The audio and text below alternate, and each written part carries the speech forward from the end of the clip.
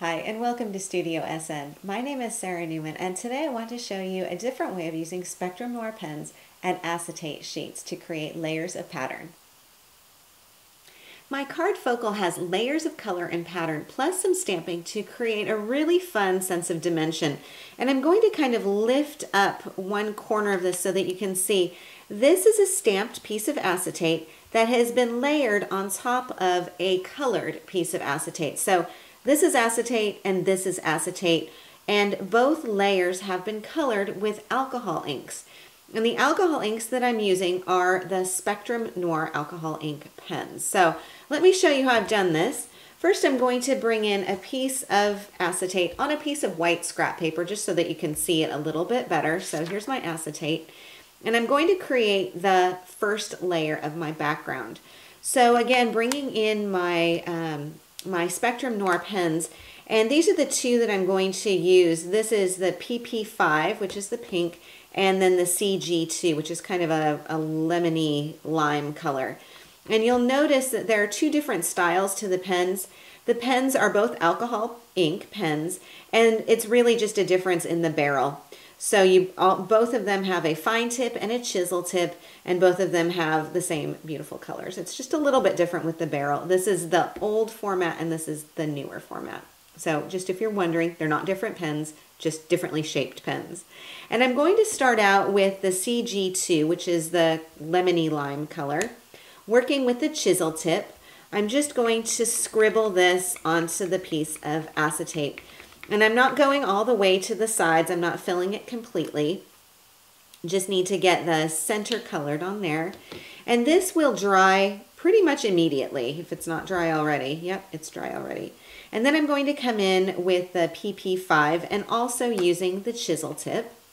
And then in the center, I'm just going to add a little bit more color so that I've got two layers going on here. Now I could leave it as it is because it looks kind of interesting, but I do want to add a little bit more texture to this. So I'm going to use a little bit of spray rubbing alcohol. You can pick this up at your local pharmacy or drugstore in the first aid department. And I'm just going to hold this at a bit of an angle, maybe I would say 8 inches, 6 to 8 inches away, and give one quick spritz. And I think you can already see how that is reacting. Always start with one quick spritz from far away because you can always add more and more if you want to, but you'll notice even after a couple seconds after I sprayed that, it's still sort of blending and moving. So rather than flooding the whole piece immediately, you do want to give it a little bit of time in there just so that you can kind of control the blending and blurring of this. So this is one layer of my background. So I'm going to set this aside and let it dry. It won't take very long.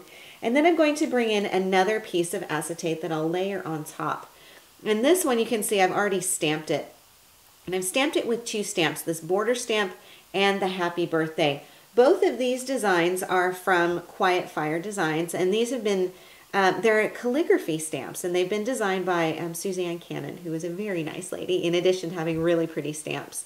So she has this really fun border design, and then this set also has 4 sentiments that will fit inside. So happy birthday, happy anniversary, happy Mother's Day, and happy Father's Day. And I used, of course, the happy birthday. Now they are red rubber unmounted, so let me show you this. They come like this. And if you have not used red rubber unmounted stamps before, you do need to adhere them to a block. I'm using Crafter's Companion Rock-A-Blocks for this, and I stick them on with the Crafter's Companion Stick and Spray. Simple, simple process. You just spray this onto your block, let it sit for about 30 seconds, and then you can put your stamp on there. It's temporarily adhered, so you can get it back off again and put another stamp on there or do whatever. So this is a really great solution and lets you use those unmounted stamps.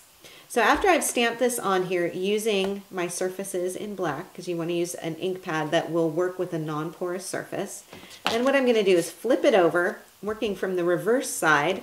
I'm going to use another of my alcohol ink pens, and this is BT5, a really pretty blue. Using the fine tip instead of the chisel tip, I'm just going to go around and trace alongside some of these lines. And I'm not trying to trace directly on top. I do want to get kind of a shadow effect. If it's not perfect, don't worry, because some of it will be kind of hidden anyway, and you're going to be layering this on top of another color. But this is going to give a little bit more dimension and a little bit more color to your piece. So you can see already how pretty that's looking and the contrast between the two. I'm going to leave it halfway colored because I want you to see the difference when I put this onto my sprayed piece. So you can see this side is the one that has the pen on it. This side does not. So here's where I traced with the blue and here's where I left it alone. So you can see there's a really pretty kind of halo effect on here.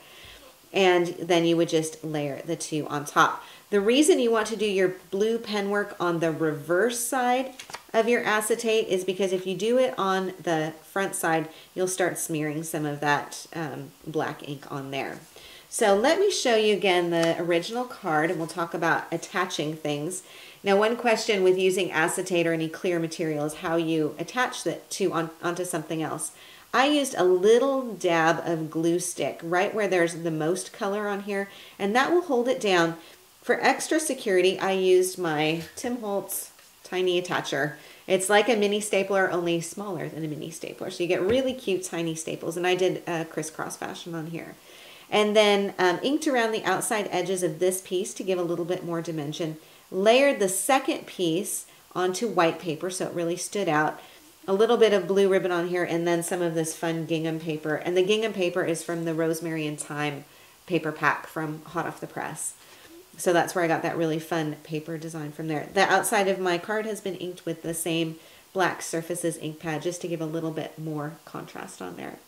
So this is how you can combine alcohol ink pens with your acetate to create some really fun layers of color. I hope you enjoyed today's show.